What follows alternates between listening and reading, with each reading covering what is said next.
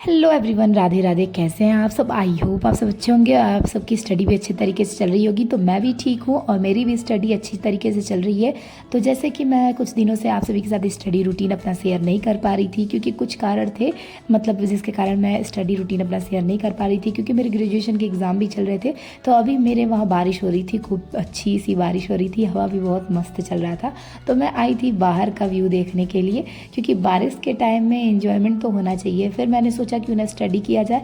तो आप सभी के साथ अपना स्टडी टारगेट स्टार्ट करना है, क्योंकि मैंने अपना, जैसे कि आप सभी को बताया था कि रीजनिंग का टारगेट ऑनलाइन क्लास लेनी है। तो चलिए स्टार्ट करते हैं रीजनिंग की ऑनलाइन क्लास। मम्मी यहाँ पे पकौड़ी तल रही थी, क्योंकि बारिश का टाइम था, तो इसलिए मम्मी से मैंने बोला था पकौड़ी बनाने के लिए, तो पकौड़ी तल रही थी। और यहाँ पे मेरा कैलेंडर का चैप्टर चल रहा था रीजनिंग में। जैसे कि मैं ऑनलाइन क्लास ले रही थी, क्योंकि मेरे एक फ़ोन ख़राब हो गया है, मतलब मम्मी वाला फ़ोन ख़राब हो गया था, जिसके कारण मैं इसी फ़ोन से ऑनलाइन क्लास भी ली थी और इसी फ़ोन से मैं वीडियोज़ भी बना रही थी। तो उसके बाद मैं अपना रीजनिंग में जो मैं नोट्स तैयार की थी, जो कि ट्रिक था, उसको याद करना था। जैसे कि आपको कोड, साधारण वर्ष और लीप वर्ष के जो कोड होते हैं जनवरी फरवरी के, तो वही लर्न करना था। तो उसके मैंने जो कोड तैयार किए थे उसी को रिवीजन कर रही थी, लर्न कर रही थी। क्योंकि क्लास लेने के बाद जो चीज़ आप रिवीजन करो, उसके क्वेश्चन प्रैक्टिस करो, तभी वो आपको अच्छे समझ में आता है। तो देखिए, जनवरी फरवरी मार्च का यहाँ पे 12 का स्क्वायर 144 हो जाता है। इस तरीके से कोड याद कर सकते हैं। अप्रैल मई जून के 5 का स्क्वायर है 25 हो जाएगा, जीरो को जोड़ के। अगस्त सितंबर अक्टूबर का आपका देख सकते हैं 6 का स्क्वायर है 36 हो जाता है। और यहाँ पे 12 का स्क्वायर बचा कुचा जो है, 12 का स्क्वायर में 2 प्लस कर देंगे तो 146 हो जाएगा। तो इस तरीके से आप कोड्स को अच्छी तरीके से याद कर सकते हैं। ये भी एक ट्रिक है, दिमाग में याद रखने की ट्रिक है।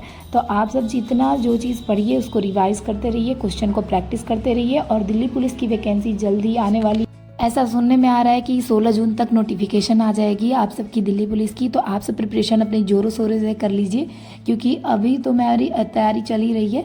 तो अभी मैं कोल्ड ड्रिंक यहाँ पे और थोड़ा सा पकौड़े के एंजॉयमेंट लेती हूँ, उसके बाद फिर मैं स्टडी करने बैठती हूँ। तो जो भी मैं क्लास लेती हूँ तुरंत नोट्स रिविज़न कर लेती हूँ, क्योंकि जब भी आप क्लास लो तो तुरंत ही रिवीजन करो। क्योंकि अगर आप उसको थोड़ी देर बाद रिवीजन करने के लिए रखोगे तो आप वो रिवीजन नहीं कर पाओगे। तो जिस क्लास को लीजिए, अगर आप ऑनलाइन क्लास ले रहे हैं तो आराम से क्लास लेने के बाद उस चीज़ को रिवाइज कीजिए।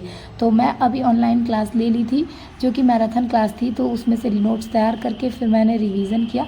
और रिवीजन करने के बाद मुझे आगे जो अपना सिलेबस कंप्यूटर का भी देखना था और रह गया था, उसका रिवीजन करना भी रह गया था। तो जो भी चीज़ मैं पढ़ती हूँ तुरंत ही रिवीजन कर लेती हूँ। और बाकी के जो मैं अपने क्लास लेती हूँ उसको, मतलब अगर आप मैथ की क्लास ले रहे हो तो उसके क्वेश्चन प्रैक्टिस कर लो। और बाकी सब जो चीज़ लिखने वाली, याद करने वाली चीज़ है, उसको तो लिख के याद करना पड़ेगा, उसका कोई मूल मंत्र नहीं होता है।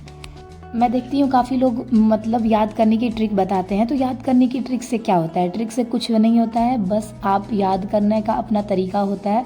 आप जिस तरीके से, आपको जिस तरीके से कंफर्टेबल हो और याद करने के लिए, उसी तरीके से आपको याद होगा। अगर आप किसी चीज़ को याद नहीं करना चाहोगे, लर्न नहीं करना चाहोगे, तो कहाँ से वो याद होगा आपको?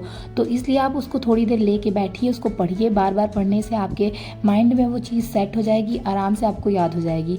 तो किसी भी चीज़ को पढ़ने के लिए, समझने के लिए, याद करने के लिए उसको पढ़ना बहुत ही ज़रूरी है। तो रिवाइज करते रहिए।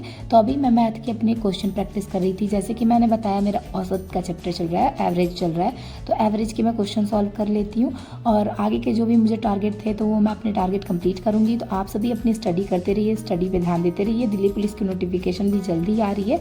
तो ऐसा नहीं है आप दिल्ली पुलिस की सिर्फ तैयारी कीजिए, दिल्ली पुलिस की तैयारी के साथ साथ सारे एग्ज़ाम की प्रिपरेशन कीजिए, जिससे कि आपका सारा एग्ज़ाम निकले। क्योंकि अगर आप एक एग्ज़ाम पे डिपेंड रहोगे तो आज के टाइम में, मतलब कंपटीशन इतनी है कि एक एग्ज़ाम पे डिपेंड रहने लायक नहीं है।